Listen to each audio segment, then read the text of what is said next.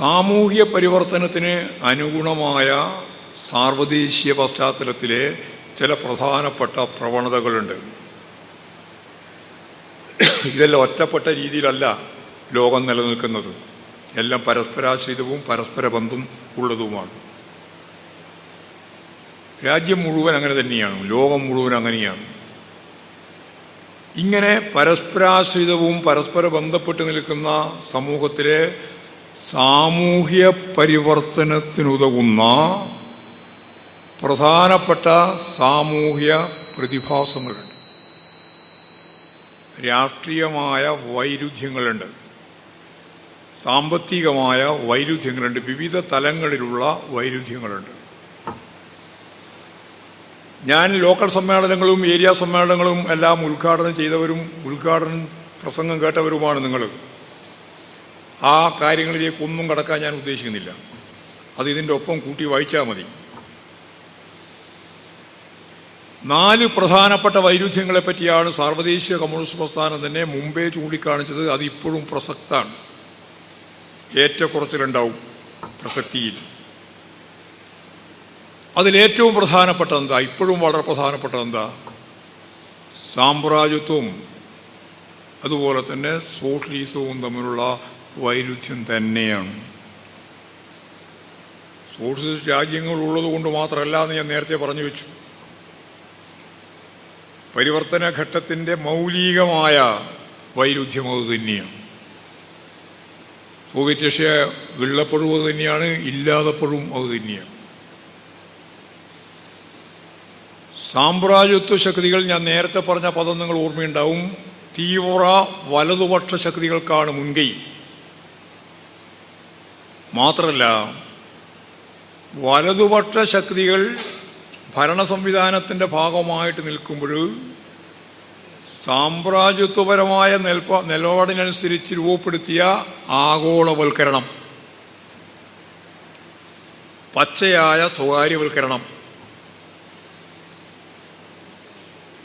Party central committee വളരെ വ്യക്തമായിട്ട് കണ്ടു. ഈ തീവ്ര വലതുപക്ഷ ശക്തികൾ ലോകത്തിൻ്റെ വിവിധ യൂറോപ്പ് ഉൾപ്പെടെ അമേരിക്ക ഉൾപ്പെടെ ഇന്ത്യ ഉൾപ്പെടെ ഓരോന്നിലെടുത്ത് പരിശോധിച്ച് നോക്കിയാൽ, മുതലാളിത്ത രാജ്യങ്ങളും സാമ്രാജ്യത്വ രാജ്യങ്ങളും പരിശോധിച്ചാൽ നമുക്ക് കാണാൻ കഴിയുന്നൊരു ചിത്രം ആഗോളവൽക്കരണത്തിൻ്റെ കെടുതികളെ ചൂണ്ടിക്കാണിച്ചുകൊണ്ടാണ് തീവ്ര വലതുപക്ഷം മുന്നോട്ടേക്ക് വരുന്നത്. അതാണ് വളരെ രസകരമായ ഒരു കാര്യം. കാരണം ജനങ്ങളാണ് വോട്ട് ചെയ്യേണ്ടത്. ജനാധിപത്യ സംവിധാനത്തിൻ്റെ ഭാഗമാകുമ്പോൾ ജനങ്ങളുടെ വോട്ട് വേണം. അതിന് വലതുപക്ഷത്തെ നേരിടുന്നതിന് തീവ്ര വലതുപക്ഷം ഉപയോഗിക്കുന്നത് അവർ തന്നെ രൂപപ്പെടുത്തിയിട്ടുള്ള ജനങ്ങളുടെ ജീവിതവുമായിട്ട് ബന്ധപ്പെട്ട പുതിയ സാമ്പത്തിക നയത്തിൻ്റെ പ്രത്യാഘാതങ്ങളെ തന്നെയാണ്. ഇതും നമുക്ക് ലോകത്തിൻ്റെ മുമ്പിൽ കാണാൻ സാധിക്കുന്ന വസ്തുതയാണ്. ട്രംപാണ് പുതുതായിട്ട് വരാൻ പോകുന്നത്. ഇനി അവിടെ അമേരിക്കയിൽ എന്തൊക്കെയാണ് ചെയ്തു കൂട്ടാൻ പോകുന്നത് എന്ന് ഇപ്പോഴും പറയാൻ സാധിക്കുന്നതല്ല. തീവ്ര വലതുപക്ഷത്തിൻ്റെ അങ്ങേ തലയാണ്. വിവിധ മേഖലയിൽ, യൂറോപ്യൻ മേഖലയിൽ തീവ്ര വലതുപക്ഷത്തിന് നല്ല മുൻകൈ കിട്ടിയിട്ടുണ്ട്. ദക്ഷിണാഫ്രിക്കയിൽ പോലും അവർക്ക് മുന്നോട്ടേക്ക് വരാൻ സാധിച്ചിട്ടുണ്ട്. ഇന്ത്യയിൽ വീണ്ടും നരേന്ദ്രമോദിക്ക് അധികാരത്തിൽ വരാൻ കഴിഞ്ഞിരിക്കുന്നു. സാമ്പത്തിക ശക്തികളോടൊപ്പം വർഗീയ ധ്രുവീകരണവും കൂടി ചേർത്തുകൊണ്ടാണ്. ഇങ്ങനെ ലോകത്തിൻ്റെ വിവിധ മേഖലയിൽ സാമ്രാജ്യത്വ ശക്തികൾ തീവ്ര വലതുപക്ഷ ശക്തികൾക്ക് മുൻകൈയുള്ള ഒരു പ്രത്യേക സാഹചര്യത്തിൽ അവിടെ ഏറ്റവും പ്രധാനപ്പെട്ട ശത്രുവാര ജനകീയ ചൈനയാണ്. ചൈനയ്ക്കെതിരായാണ് ഉപരോധം ഉൾപ്പെടെയുള്ള ഓരോന്നിനെ പറ്റി അവർ ആലോചിക്കുന്നത്. ചൈന എങ്ങനെയാണ് വളയാനാവുക? അതിന് ജപ്പാനുമായി, അതിന് ആസിയയുമായി, അതിന് തെക്കൻ കൊറിയയുമായി, അതിന് ഇന്ത്യയുമായി ചേർന്ന് ഭൂമിശാസ്ത്രപരമായിട്ടും അതുപോലെ തന്നെ രാഷ്ട്രീയമായിട്ടും ചൈനയെ വളയാനുള്ള ബോധപൂർവമായ പ്രവർത്തനം അമേരിക്ക പ്ലാൻ ചെയ്ത് നടത്തിക്കൊണ്ടിരിക്കുന്നു. സൈനികമായ ശരിയായ ഫലപ്രദമായ ഒരു പ്രതിരോധത്തിൻ്റെ ഭാഗമായിട്ടുള്ള പറക്കൽ അല്ലെങ്കിൽ പരിശീലനം ഉൾപ്പെടെ കൂട്ടായിട്ട് സംഘടിപ്പിക്കുന്നു. ഇത് നമ്മൾ കാണേണ്ടതാണ്. ചൈന പഴയ രീതിയിൽ നിന്ന് മാറി കുറേയും കൂടി ഫലപ്രദമായി സാർവദേശീയ രാഷ്ട്രീയത്തിൽ സൗദി ഉൾപ്പെടെയുള്ള രാജ്യങ്ങൾ തമ്മിലുള്ള പ്രശ്നങ്ങൾ ഉൾപ്പെടെ പരിഹരിക്കുന്നതിന് വേണ്ടിയുള്ള ബോധപൂർവമായ ഇടപെടൽ നടത്തിക്കൊണ്ടിരിക്കുന്നുണ്ട്. അതും നമുക്കിതിനിടയിൽ തന്നെ കാണാൻ കഴിയും. അതുപോലെ തന്നെ ആഫ്രിക്കൻ രാജ്യങ്ങളിൽ അവർ ഇടപെടുന്നുണ്ട്. അവിടെ സോഷ്യലിസ്റ്റ് സംവിധാനത്തിൻ്റെ ഭാഗമായിട്ടല്ലെങ്കിലും സാമ്രാജ്യത്വ വിരുദ്ധ പ്രസ്ഥാനങ്ങൾ ഇടതുപക്ഷ നിലപാടുകൾ അടിസ്ഥാനപ്പെടുത്തി മുന്നോട്ടേക്ക് പോകുന്ന നിരവധിയായ രാജ്യങ്ങളുണ്ട്. ഒരു ഡസനോളം രാജ്യങ്ങളുണ്ട്. അതെല്ലാം സ്വാഭാവികമായിട്ട് സാമ്രാജ്യത്വവും സോഷ്യലിസവും തമ്മിലുള്ള വൈരുദ്ധ്യത്തിൻ്റെ ആക്കം വർദ്ധിപ്പിക്കാൻ ഉതകുന്ന ഒന്ന് തന്നെയാണ്. നമ്മുടെ നേപ്പാളിനെ പറ്റി നമുക്കറിയാം. മേലെ അപ്പുറം നേപ്പാളാണ്. ഇങ്ങിപ്പം നോക്കുമ്പോൾ ഇപ്പോഴും സിലോണുണ്ട്. നമുക്കറിയുന്നത് പോലെ മുമ്പ് ഏതാണ്ട് 33% ഇടതുപക്ഷത്തിൻ്റെ കമ്മ്യൂണിസ്റ്റ് പ്രസ്ഥാനത്തിൻ്റെ ഭാഗമായി നിൽക്കുന്ന ഭരണകൂട വ്യവസ്ഥകൾ കൈകാര്യം ചെയ്തിരുന്നു ലോകത്ത്. ഇന്നത് ഏതാണ്ട് 20% ചുരുങ്ങിയിട്ടുണ്ടെങ്കിലും ലോക ജനസംഖ്യയിൽ 20% ആളുകൾ സോഷ്യലിസത്തിൻ്റെയും ജനാധിപത്യത്തിൻ്റെയും ഞാൻ നേരത്തെ പറഞ്ഞ രീതിയിലുള്ള സാമ്രാജ്യത്വ വിരുദ്ധ ഇടതുപക്ഷ സമീപനം കൂടി ചേർത്തുകൊണ്ടുള്ള സംവിധാനങ്ങളുടെ ഭാഗമായിട്ട് ലോകത്തുണ്ട്. അത് ഞാൻ നേപ്പാളിനെയും അതുപോലെ തന്നെ സിലോണിനെയും എല്ലാം കൂട്ടിച്ചേർത്തുകൊണ്ട് തന്നെയാണ്. സിലോണിലുള്ള മാറ്റം നമ്മുടെ മുമ്പിലുള്ള ഏറ്റവും പ്രധാനപ്പെട്ട ഒരു അനുഭവമാണ്. വലിയ സ്വാധീനമൊന്നും അവിടെ കമ്മ്യൂണിസ്റ്റ് പാർട്ടിക്ക് ഉണ്ടായില്ല. കമ്മ്യൂണിസ്റ്റ് പാർട്ടി 2 ഉണ്ടായിരുന്നു അവിടെ. മാർക്സിസം ലെനിനിസം അനുസരിച്ച് പ്രവർത്തിക്കുന്ന പാർട്ടികൾ തന്നെ 2 ഉണ്ടായിരുന്നു. അതിലൊരു ഭാഗമാണ് ദശനായകയുടെ പാർട്ടി പ്രസ്ഥാനം. തെരഞ്ഞെടുപ്പ് വന്നപ്പോൾ പ്രസിഡന്റ് തെരഞ്ഞെടുപ്പിൽ അവിടെ കമ്മ്യൂണിസ്റ്റുകാരന് ദശനായകക്ക് ഭൂരിപക്ഷം കിട്ടി. 1ാമത്തേതല്ല 2ാമത്തെ തിരഞ്ഞെടുപ്പ് വന്നപ്പോൾ.